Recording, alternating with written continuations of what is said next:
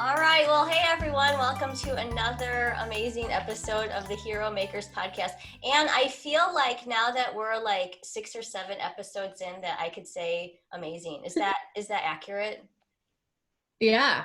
This has been a ride. Thank you so much. I'm so excited. And I am very excited about our guest today. And this was so you guys, this was like a special episode of the Heromakers Podcast because this has been quite a week with our presidential debate that happened on Tuesday. And I don't know anybody who actually walked away from watching it unscathed. I think we're all like mildly traumatized in different ways. And so after I watched it, I knew that like we wanted to have some kind of episode talking about the importance of our words and what rhetoric is and the importance of empathy. And I think the hero traits kind of all come into play now. So Ann, I know that I'm grateful that we're doing this special episode. It's kind of like breaking news, right? But not. I think we're just responding to what is happening in the world, which is what I hope to have happen in this podcast. So yes. And I want to say as a Canadian, it's been a little bit traumatizing as well for us over here, but you are our neighbors. Ann and I were joking. You were joking that Canada may never open up their borders to us again, or locked out forever. So, well, our borders are currently closed due to COVID, Laurie. COVID. So you say. But Ann, I'm going to introduce our guest because I just love this person. So Belinda Bauman is a good friend, and she is an amazing demonstrator and advocate for this amazing gift called empathy. Belinda is founder of this grassroots organization called 1 Million Thumbprints that works in different parts of the world. I hope, Belinda, that we have time for you to tell like just a little bit about how that got launched, because it's just a great story. So she's founder of 1 Million Thumbprints, and she's author of this amazing book called Brave Souls, The Audacious Power of Empathy. And it's published by University Press, so you guys can go ahead and check that out. But after the debate on Tuesday, I immediately reached out to Belinda, and I was like, oh, Belinda, will you just please come on and talk to us about not what happened on Tuesday, but I think the people that we need to be today, right? We have a lot of people who are fearful and scared, and there's a lot of hostility that's kind of piling up right now. And, we kind of live in a shame culture. There's just so much going on right now. And Belinda, you had, I'm going to read what you posted on one of your social media because it really hit me. And then I'd like you just to share a little bit about empathy and a little bit about kind of why you posted this. So I'm going to read it really quick, and we'll include just a quick image to this in our show notes as well. So you said, Belinda, that this was not a debate. Do not even try to talk about who won. There was no winner and one very clear loser, us. And now a racist Nazi organization is on standby. Do not normalize this. And so talk to us, Belinda, about the power of just fighting for justice, the importance of empathy. Define empathy for us.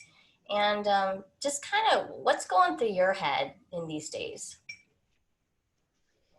Oh, it is so good to be with the two of you. What a joy. Honestly, Laurie, in response to your phone call, I think it's fair for the people that listen to you guys to hear me also say that you and Ann are probably the only two people on the planet that I want to talk to right now. Because this feeling of worry and concern that kind of, I called it a national collective trauma that settled over all of us. And it was far and beyond a red camp, blue camp, purple camp, green camp. It was much more of what just happened. I have no box for this. That hit me in my, I call it my soul. It hit me in my soul. And so being with safe people, talking to people, I don't need you and Ann to agree with me today, but I know somewhere in my body that you two are safe places to talk. How do I know that? How do I intuit that? How do I know that with my mind? And that's what I hope we get to, because this moment in our nation, in our communities, and in our own bodies, feeling safe feels evasive. It feels like, ooh, I know for a fact I don't feel safe, and I don't quite know where safe is. And that is really unnerving on a number of fronts for all of us. So I have spent the last 2 years working with women in conflict zones who don't feel safe. And my job there has been one thing, and that has been to bear witness to their stories in a way that allows them to feel safe. It's funny that presence can translate into safety. And it's super weird in this COVID world that we live in to redefine what presence is. Right. I say all of that to say, okay, well, then what is that magic bullet? What is that golden thing? What is that? Where is that place that we can go as human beings that can help us get through this? And my mom was always fond, and my mom's Jewish, and she's always fond of these Yiddish sayings. And one of the Yiddish sayings that she's fond of is, oh, when you're a hammer, all the world's a nail, right? I love that. I know. She says that to me when I say, Mom, you know, who's being present with you right now? She's 80 plus, and she probably wouldn't appreciate me outing her like that, but you know, she is older and she's alone right now, where with my brother who visits occasionally. We're distant from each other. So who's showing you empathy, Mom? Who's showing up and being present with you? And she's like, oh, Belinda, you write a book on empathy and all the world's a nail.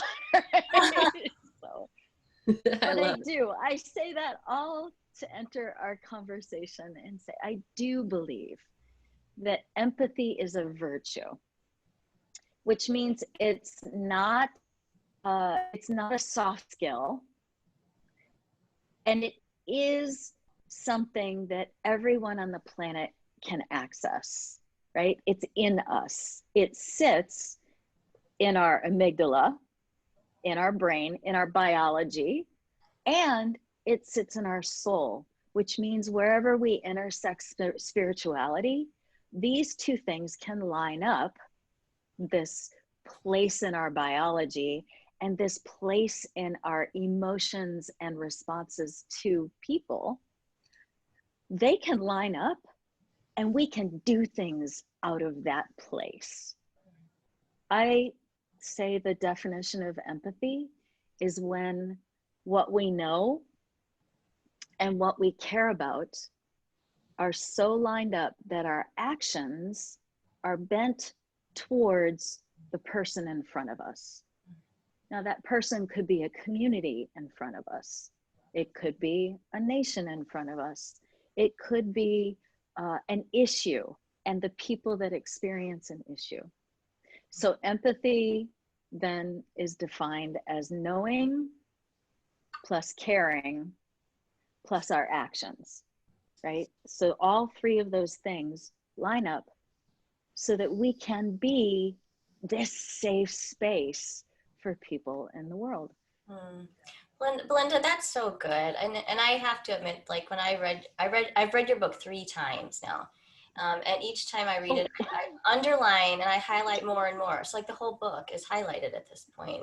And I think, right, that empathy is it's like an outward manifestation too of like what's going on inside of us, right?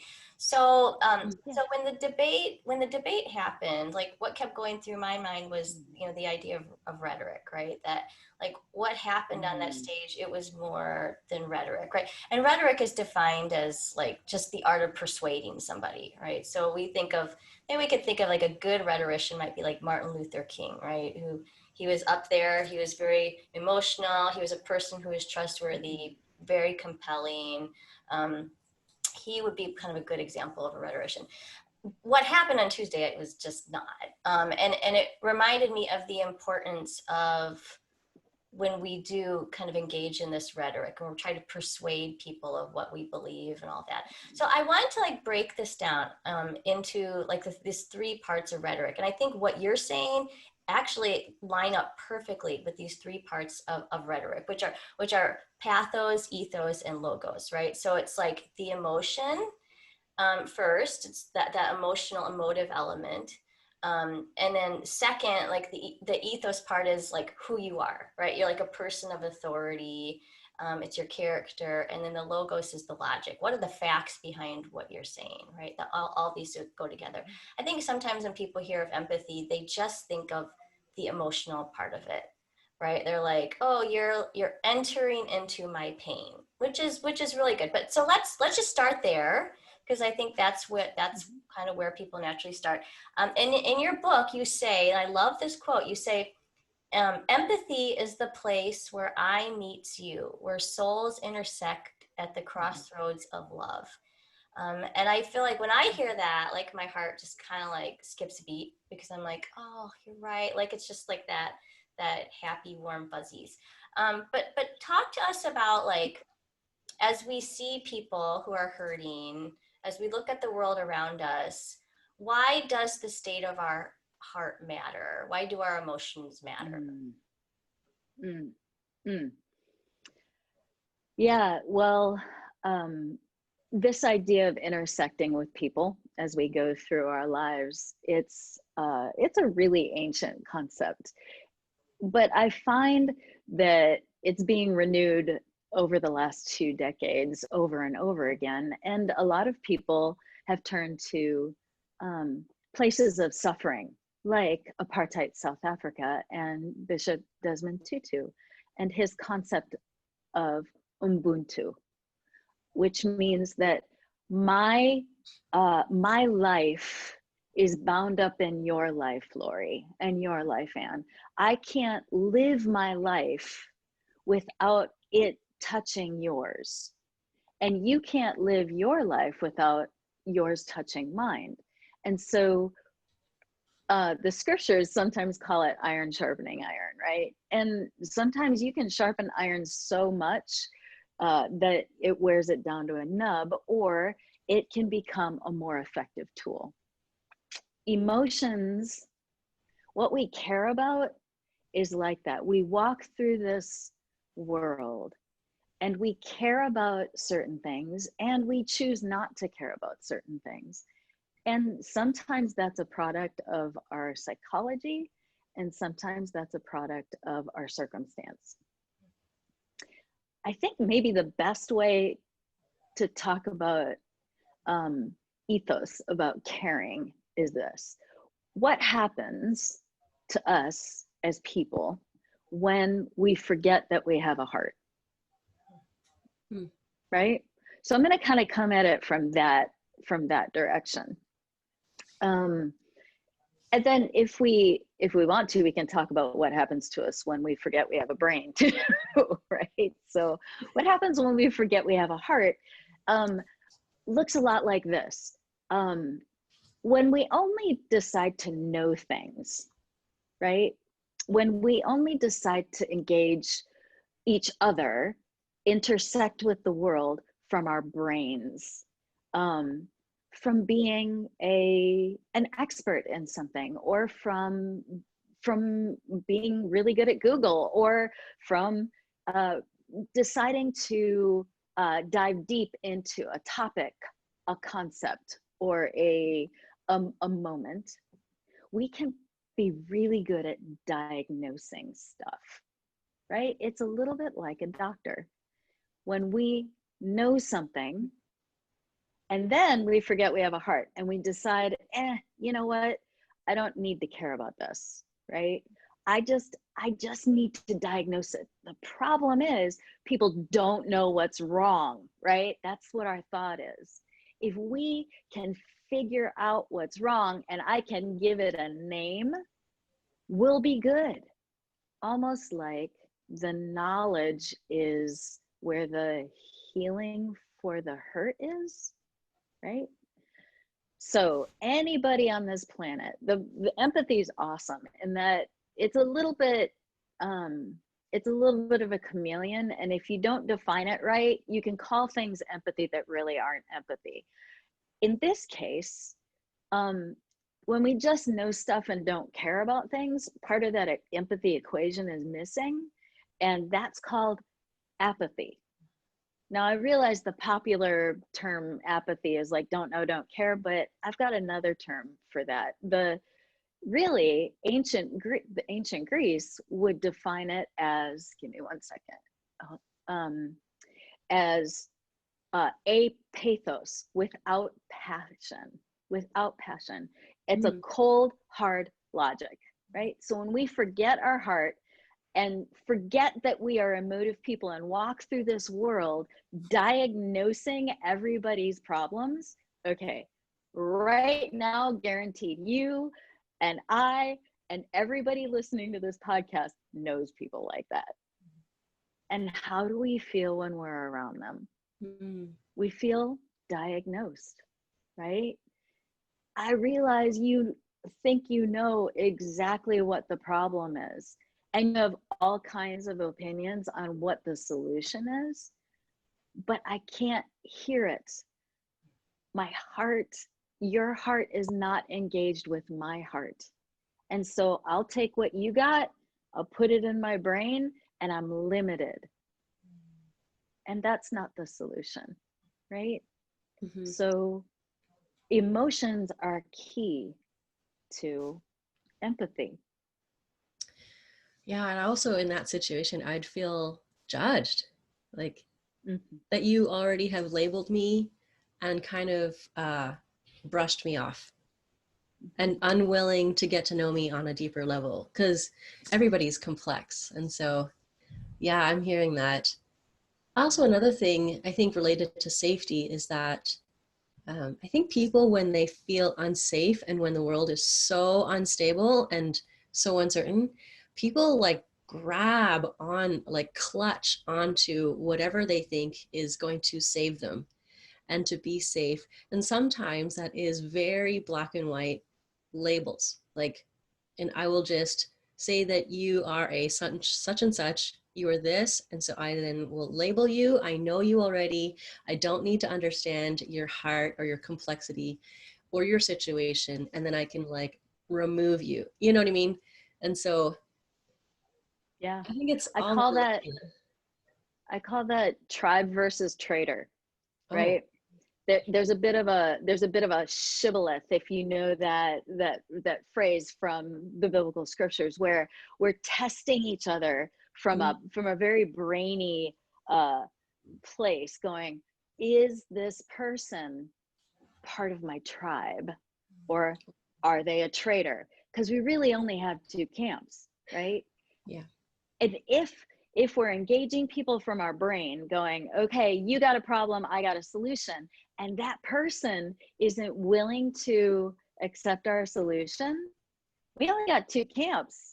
They're going to go into the trade camp immediately, right? And it may not be overt, but it is a transaction that happens. And you feel, you as the person engaging them from your brain, feel fine. If you don't want to take my advice, then you go suffer over there. And we disengage from our emotions even further than we already have, right? So yeah, judgment is empathy is a connector. It's like Laurie said, it's when we walk through the world and we aren't holding people at arm's length. We're willing to connect with them. We intersect with their lives, right? Apathy, this place where we are functioning almost solely from our heads and diagnosing the world, which includes judgment, is a disconnector. It keeps us safely far away. Isn't that funny? So the person that we seek to help, now I'm not saying that people that diagnose people aren't trying to help, right? They could be very well intended and actually really, really, we all have a relative like that, right? That shows up at Thanksgiving over and over and over again. Your problem is, right? They actually may even be trying to help us, but they're holding at arm's length the very person that they're trying to help and bring close. Now, if we just want to take 30 seconds and extend that into an ideology, like if we decide as a group of people to adopt that as our primary stance, as a group of people in the world, that we're just going to engage people as problems that need solutions, that can attract, I mean, it's like a magnet to a lot of people that think that way. And so then all of a sudden you have an ideology that is void of caring. And they have a lot of public policy, a lot of rules with very little compassion. Again, because I come from a Christian background, I love this moment in the scriptures where Jesus confronts this group of people that have this ideology of, if y'all would just understand what the problem is and you could fix it. And they were called the Pharisees, right? So if y'all could just figure out that you're wrong and decide to be right, you'll be good, right? And I love this moment because Jesus in his human body, like, because let's not forget, like he was the example of empathy. He like literally didn't just walk a mile in our shoes. He put the whole skin on, right? If you believe in him as a historical character, he was a person that looked at these people who were trying to offer help from their head. And he said, y'all are binding up these weights and placing them on the shoulders of suffering people and not lifting a single finger to help them. Oh, wow. And I went, ooh, that for me is like, if you gotta look at the results of just walking through this world, diagnosing people, that's what it feels like, to have a weight bound up on you. And even if what is being told to you is true, you can't do anything about it because there's no motivation. Motivation only comes from your head and your heart and your hands being aligned. So Belinda, I wonder, like, as I'm listening to you, if there's it strikes me as very sad, right? So I'm thinking of all these people who are walking around feeling judged. I wonder too, if there's an element of people do that as almost like a self-protective measure too, where like they've been hurt and therefore I'm going to keep you at a distance because I don't, trust was broken or whatever happened. And so it's like for them, it's a safer stance as well, right? So you have all these people who are walking around and holding people at a distance as like a self-protective measure and thinking that this is like an effective way to go through life and to cope. So how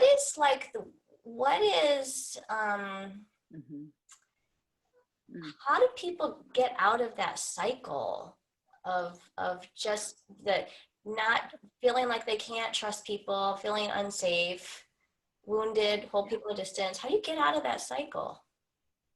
That's a $1 million question, right? Sweet. If you didn't answer that question, you'd be a billionaire, wouldn't you? Yeah, seriously, I would have sold a lot more books than I did. However, so like, yeah, I think you guys are tapping on that a little bit too. It's a bit of a heroic place. This, and you know, in the name of all the world's a nail, I really do believe that empathy is a virtue, and virtues have to be practiced. And the thing I think is special about empathy is this: it is something accessible to all of us. I've had a few psychologists over the years debate me and say, yes, so there are people in the world that don't have empathy. And there are some fantastic studies coming out of the University of Michigan that say that that isn't quite the truth. That this, that when empathy is defined as not a soft skill, it's not defined as an emotion, it's not defined as an intellectual assent to, I'm going to just understand you, or I'm just going to feel you, but it actually is this term called motivational empathy, right?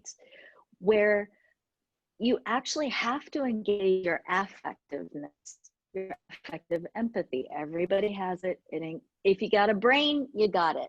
You may have it more keenly than others do. It is a spectrum, but you can grow it if it's not quite working for you. And your cognitive empathy is this idea of everybody in the world can understand somebody else's limitations and somebody else's giftings, right? Where are they good and where are they limited? That's possible. Anybody can do it, right? You just have to put effort to it.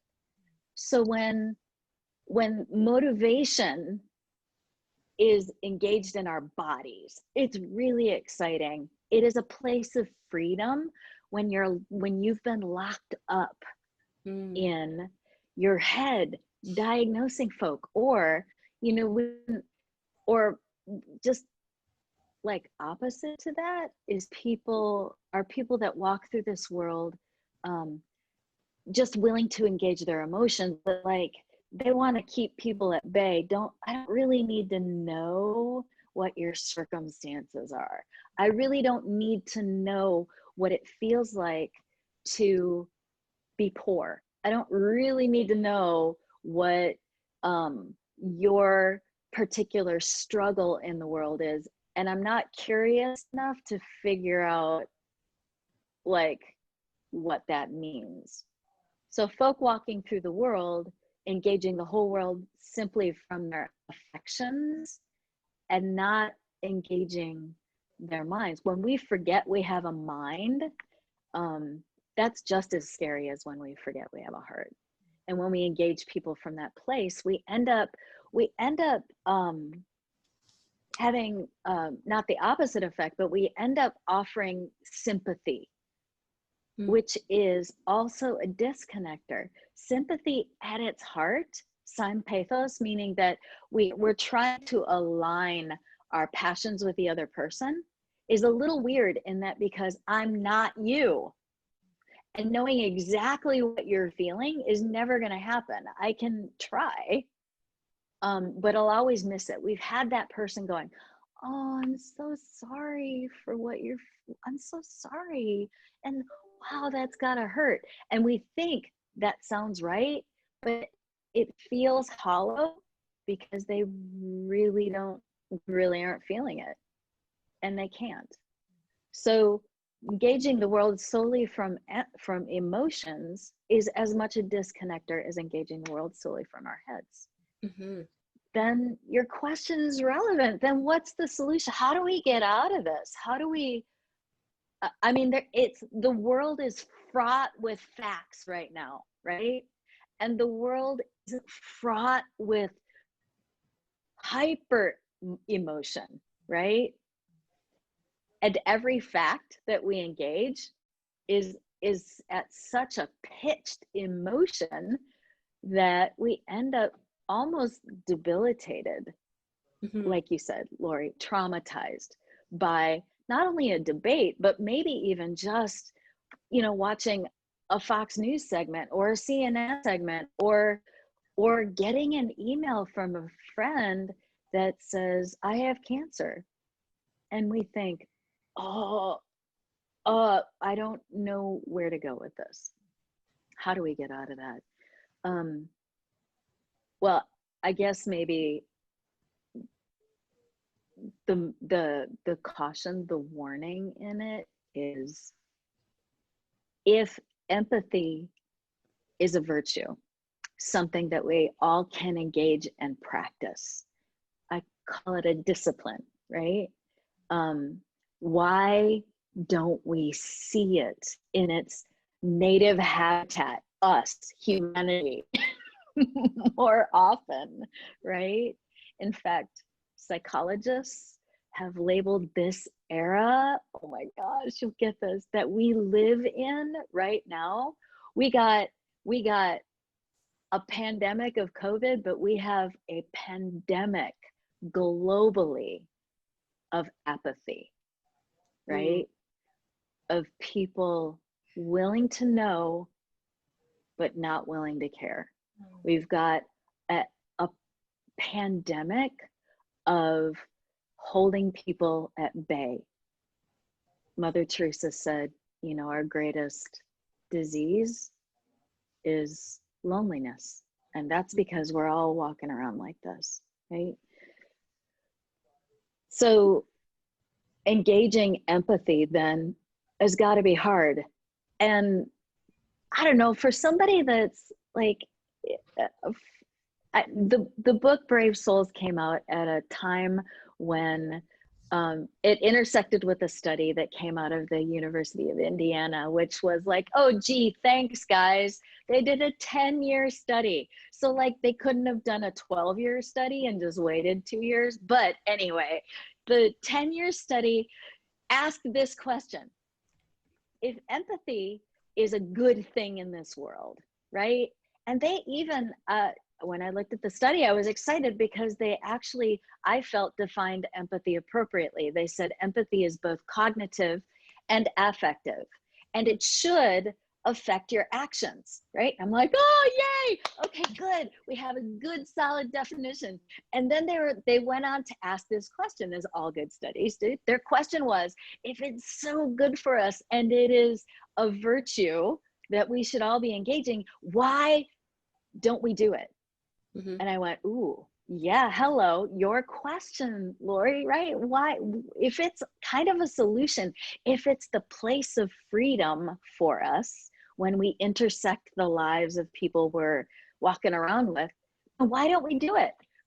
Okay, 10 years, right? They asked thousands of people, right, about empathy, and they came up unequivocally with this idea. Sorry, my phone's giving me grief.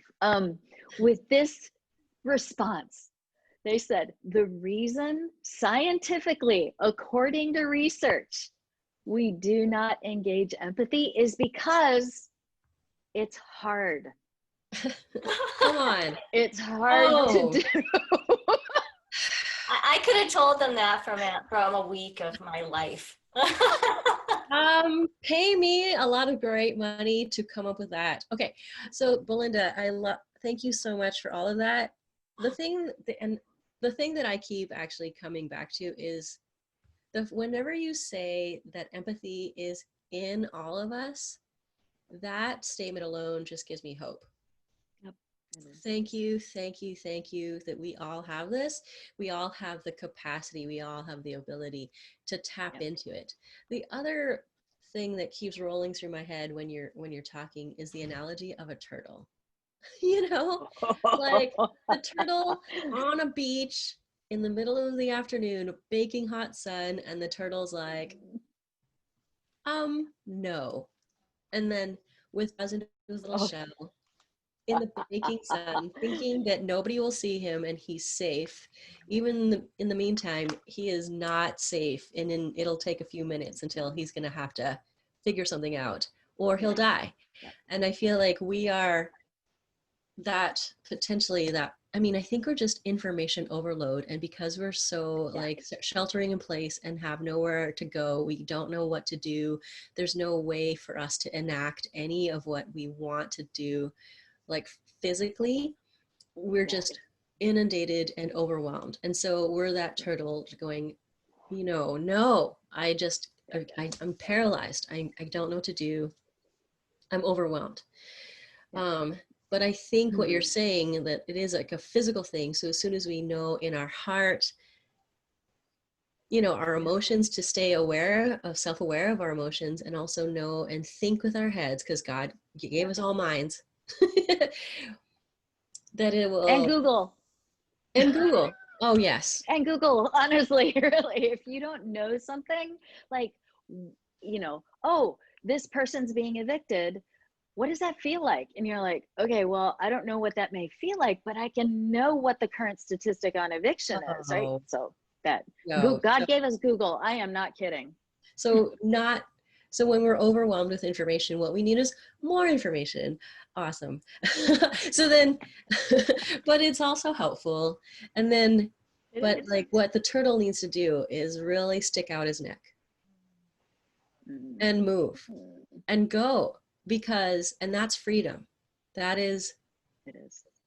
But it's not what he wants to do. So stick out your legs, stick out your head, and go. And in that, you'll see freedom by actually, but obviously that's a very limited analogy. What you're actually saying is that we're actually supposed to help physically with our presence in our minds and our hearts. I actually think it's a brilliant analogy in this. I like to think of empathy as quadrants, right? So if we've got, let's say 4 boxes, right? And we've got a choice anytime Ann and I meet, right? We're sitting at coffee and Ann says something that, about her life right now. I am really wrestling with this person in a relationship, right? Okay, so now you and we just intersected, right? Our lives just went boom, okay. And I'm not going to get up and go get coffee, although and just like, okay, yes, so uncomfortable. Right. I've got my choice. I can pick a response. I can pick the virtue of empathy to respond to you. I can lean in. That's kind of what it feels like. I can poke my head out of my shell and say, okay, Ann, I want to be a safe place for you. Interesting. Tell me more about that. And I'm not threatened by you telling me more about that, right? Okay. Or I can say, I can actually engage my emotions and go, wow, I'm trying to feel, and I'm looking at you going, wow, your shoulders are hunched and you feel heavy right now. I'm feeling heavy for you, right? So see how neither one of those responses can be divorced from your head or your heart. Right. Both of those are safe responses, but I had to use both to stick my head out of my shell. Now, but it was safe. All of a sudden, it's freedom for me because I'm not locked up in diagnosing you, right? Yes. And it's freedom for me because I don't have to reach somewhere around and fabricate some emotion that isn't there. I just leaned into the emotion you were feeling, right? Awesome. Both are actually freedom. And you're motivated by good things. Yeah, exactly. You're motivated to enter into my life. And that's awesome. Thank you. So this idea of intersecting somebody else's life, taking the risk to poke your head out of the shell, just engaging you from emotion centers me, not you. Do you get that? Right. Wow. So when we're looking at this quadrant of picking empathy is the only one that's that asks me as I intersect with you to center you, right? But I can't disengage. I actually have to join you in the arena. I have to like get into the center with you and go, what does this mean? Oh my gosh, we're both here right now. Whoo! We've created this whole new thing, right? So if I function from sympathy, just caring, it centers me. If I function in diagnosis, even if I think I'm helping, it's just for my brain and I center me. If I function from this whole other place where I'm like, I don't know and I don't care, the operational word from that's antipathy, by the way. That's another, yeah. That actually is contempt. That's the vice of contempt. Antipathy is the vice of contempt. And the operational word in that is I don't know and I don't care, centered, me, right? Wow. And if all we're caring about is ourselves and we're all locked up in there, that is a place of slavery and not freedom. Empathy is the only quadrant that has any kind of freedom in it for you and me. Okay, thanks so much for explaining that. So Belinda, we have just a couple minutes left, but here's my question as you're talking. Do people have a limited amount of empathy? Okay, so here we are, and we're looking at all of the world's problems, right? And so here's my trail of thought, right? So we, social media news today, like I remember when ISIS, remember that, like a number of years ago when ISIS in the Middle East was taken over, and I would just watch it and I'd be like, it's so much, and there's so much pain in the world, and there's like, all this. Okay, and then, so there was a time when I felt like I couldn't even function because there was just, everything felt so overwhelming.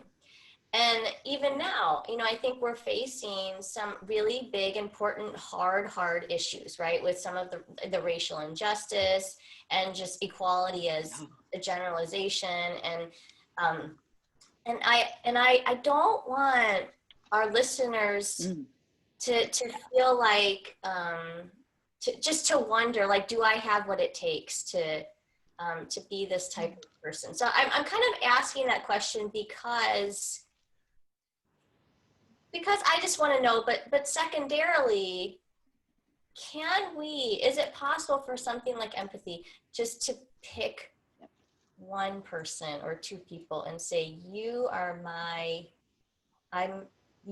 love in these days? Or is that off? Like tell me what you think about that. Oh, so again, if you just asked the $1 million question before, that's the $2 million question. Really, sorry, because empathy is hard, right? So yay, University of Indiana, your study was right. Yes, empathy is hard. And yes, wow, I don't even want to know how much you spent on that study. But just because something's hard doesn't mean that it isn't right, right? That's kind of a little bit of the definition of a virtue. So yes, it's hard. And no, it doesn't come for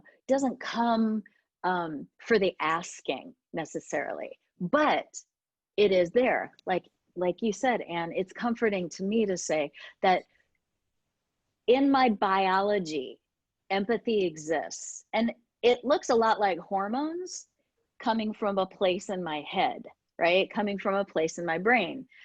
In my psychology, in my spirituality, in my sociology, empathy also exists, which means this virtue is all encompassing. It is there for us to take.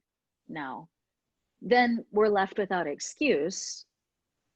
It is possible for us to not only have empathy, but for us to grow empathy. How do we do that? How do we access empathy when we just finished a debate where it looked like all the world exploded, right? And we are kind of collectively or nationally traumatized a little bit, right? There's a bit of a dark night going on for us, right? And then our aunt calls and says, yeah, so your uncle was just diagnosed with cancer. And those moments, and let's throw in for good measure, our son, who's 6, just kind of like fell down and whacked his elbow, and all of a sudden, the dark night of the soul for the nation, your uncle's cancer and your son's whacked elbow land.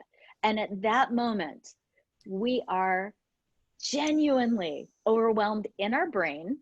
Our brains are overwhelmed, and our bodies are overwhelmed too. Our this place where our soul is overwhelmed. Like, who do I give the not only attention to, who do I engage my caring for right now?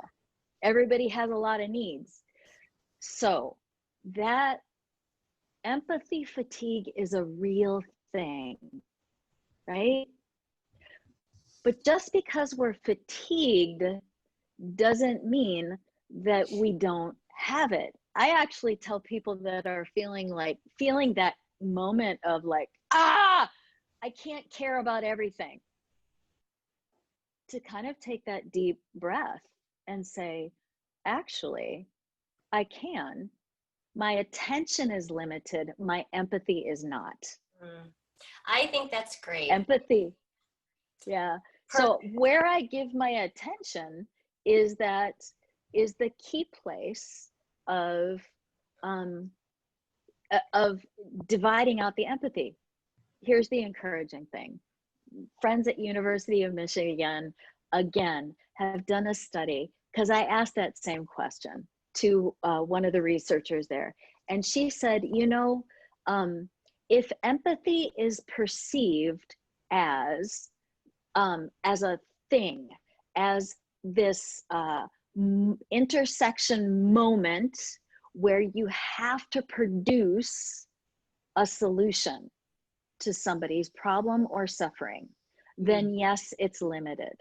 And she said, it's more like attention, right? You're just giving attention. That we are limited in that, right?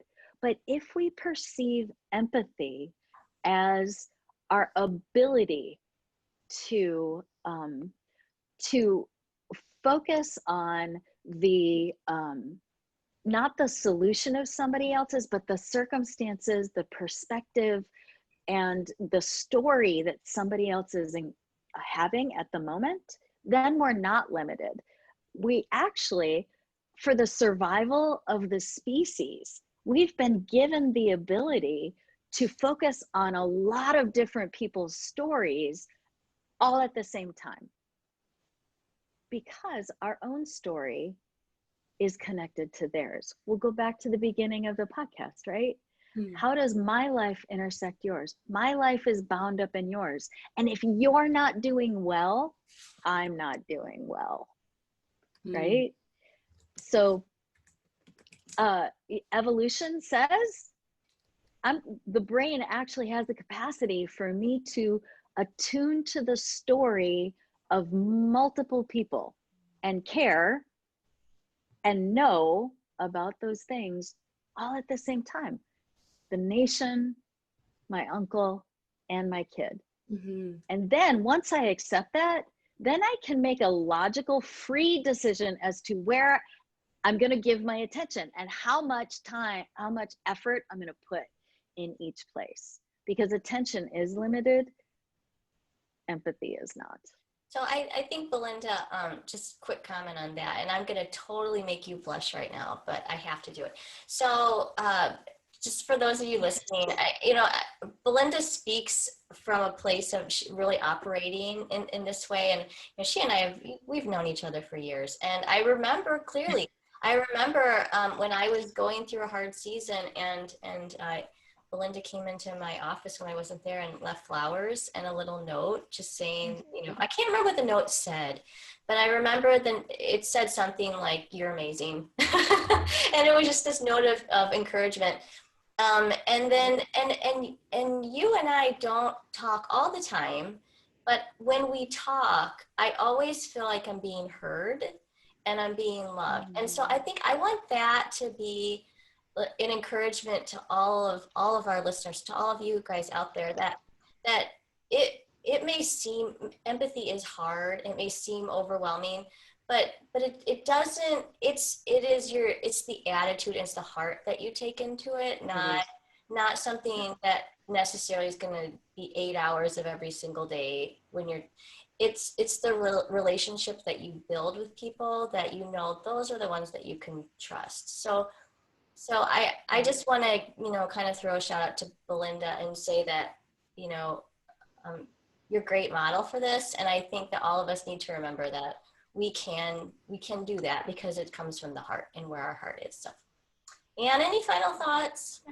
Oh, I'm going to jump on that bandwagon. So my first time meeting Belinda was such a joy. And thanks to Laurie for inviting us to speak at the same conference. And this was like a game changer for me because I'd had a really hard year. And every time I turned around, somebody was just encouraging the socks off of me. So, and then when I met Belinda for the first time, I think you came and introduced yourself to me. And, you know, you're the famous person and I'm like some random woman from Toronto, you know, and then, but you said something and I felt so seen. So I was like, what?